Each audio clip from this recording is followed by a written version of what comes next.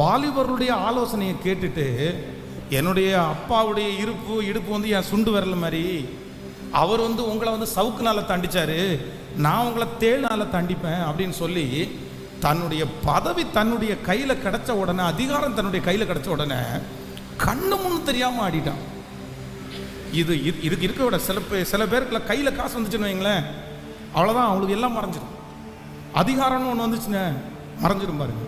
யாராவது ஒரு வார்த்தை சொல்லிட்டாங்கன்னா உடனே இல்லை இல்லை இல்லை அப்படி இருக்காதீங்க, அப்படி இருக்காதீங்க.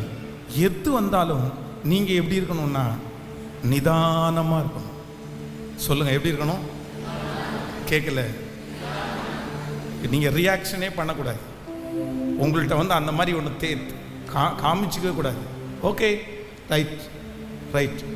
சிலருக்கு முன்னாடி வச்சு போடும்போது பாருங்களேன், அப்படியே உள்ள அப்படியே கொதிக்கும், அப்படியே பொங்கி அவ்வளோதான். அன்னைக்கு உங்களுக்கு பிரியாணி சாப்பிட்டது மாதிரி 10